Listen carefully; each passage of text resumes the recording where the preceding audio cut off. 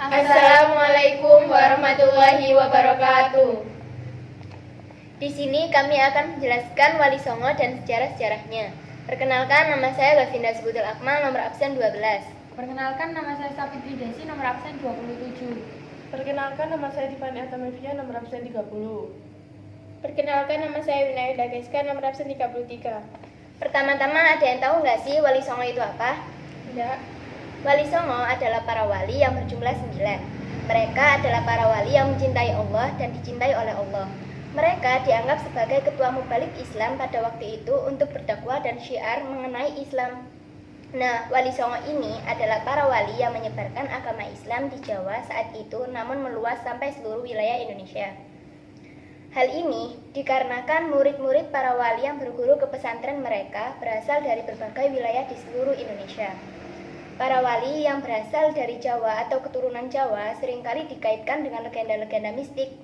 Sementara itu, para wali yang asli Timur Tengah tidak banyak dikisahkan dalam legenda-legenda mistik. Nah, ada yang tahu nggak sih anggota-anggota Wali Songo itu apa aja? Ya, saya tahu. Sunan pertama adalah Sunan Gresik. Boleh tahu secara singkatnya Sunan Gresik itu seperti apa? Sunan Gresik merupakan sunan pertama kali yang menjadi gurunya para Wali Songo. Sunan Gresik yang bernama asli Maulana Malik Ibrahim bukan asli orang Jawa atau orang Indonesia. Beliau berasal dari negara Jampau, datang ke Indonesia dan mendarat di Gresik. Setelah mendarat di pelabuhan Gresik, beliau memang berniat menyebarkan agama Islam dengan pendekatan melalui perdagangan. Maka beliau mendirikan rumah di Laren dan sebuah toko di desa Romo yang menjual barang-barang bawaannya untuk menjalankan misi dakwahnya. Beliau merangkul masyarakat saat itu dengan beramah tamah mengajari masyarakat saat itu dengan bercocok tanam yang baik dan sekaligus menjadi tabib. Upaya Sunan Gresik akhirnya berhasil. Masyarakat bersimpati kepadanya dan mulai mengikuti arah-arahan dan ajaran-ajaran agama Islam. Anggota Wali Songo yang kedua yaitu Sunan Ampel. Sama seperti Sunan Gresik, Sunan Ampel bukan asli orang Jawa. Sunan Ampel dikenal dengan nama Raden Rahmat. Beliau memulai dakwahnya dari sebuah pesantren yang didirikan di Ampel Denta. Karena itu beliau dikenal sebagai pembina pondok pesantren pertama di Jawa Timur. Salah satu ajaran Sunan Ampel yang sampai sekarang terkenal yaitu ajaran Molimo atau Mohlimo. Anggota Wali Songo yang ketiga adalah Sunan Bonang. Sunan Bonang adalah putra pertama dari Sunan Ampel. Nama asli Sunan Bonang adalah Raden Maulana Makdum Ibrahim. Sejak kecil, Sunan Bonang itu belajar agama Islam di pesantren ayahnya sendiri. Setelah selesai menimba ilmu, akhirnya Sunan Bonang kembali ke Jawa dan mendirikan pesantren di Tuban. Beliau juga menciptakan alat musik Jawa yaitu gamelan sebagai sarana menarik simpati masyarakat. Salah satunya alat musik itu adalah ciptaan yang diberi nama bonang. Dalam menyebarkan agama Islam, selain menyebarkan dengan gamelan, beliau juga menggunakan cara dakwah dengan melalui tembang-tembang Jawa. Salah satu tembang karya Sunan Bonang yang terkenal sampai sekarang adalah Suluk Sunan Bonang yang berbentuk prosa Jawa yang dipengaruhi oleh bahasa Arab. Ya, Sunan keempat yaitu Sunan Giri. Anggota Sunan Giri adalah putra dari Maulana Ishak dan Nyi Sakar Gadu.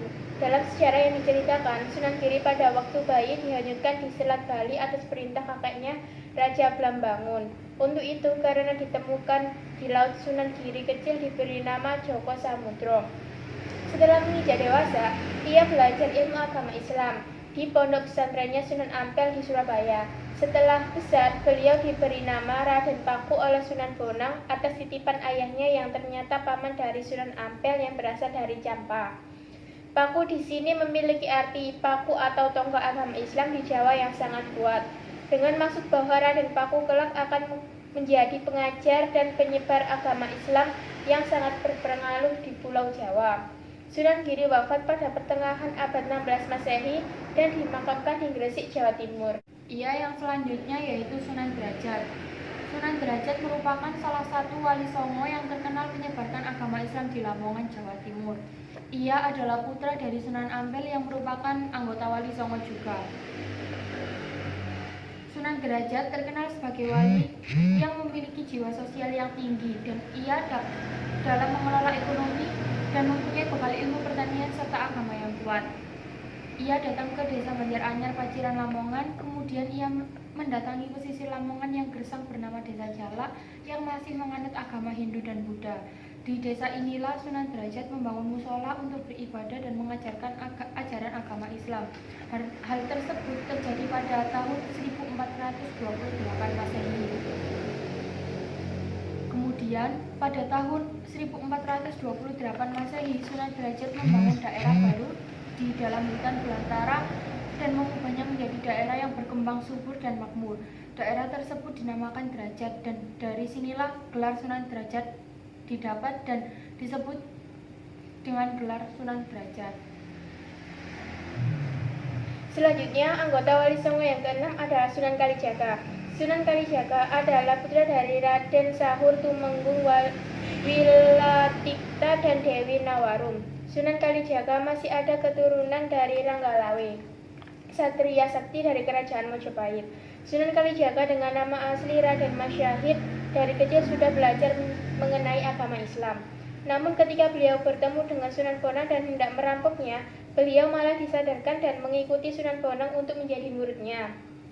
Oleh Sunan Bonang, Raden Masyahid disuruh bertapa di tepi sungai untuk meninggalkan perbuatan-perbuatan yang dilarang oleh agama, termasuk perbuatan merampok uang. Sekian lama berlalu, Sunan Bonang sampai lupa kalau menyuruh Raden Masyahid bertapa di tepi sungai. Karena bertapa di tepi sungai itulah beliau dikenal sebagai Sunan Kalijaga, yang artinya Sunan Penjaga Kali atau Penjaga Sungai. Sunan Kalijaga mengikuti jejak gurunya yaitu Sunan Bonang yang berdakwah menggunakan berbagai media seni. Sunan Kalijaga wafat pada abad 15 Masehi dan dimakamkan di Kadilangu, Demak, Jawa Tengah. Anggota Wali Songo yang ketujuh yaitu Sunan Kudus. Sunan Kudus adalah putra dari Usman Haji. Sunan Kudus dengan nama asli Jafar Shodiq menyebarkan agama Islam di daerah Kudus. Sunan Kudus wafat pada tahun 1550 Masehi dan dimakamkan di pemakaman Masjid Menara Kudus. Anggota Wali Songo yang ke-8 adalah Sunan Muria. Beliau adalah putra dari Sunan Kalijaga.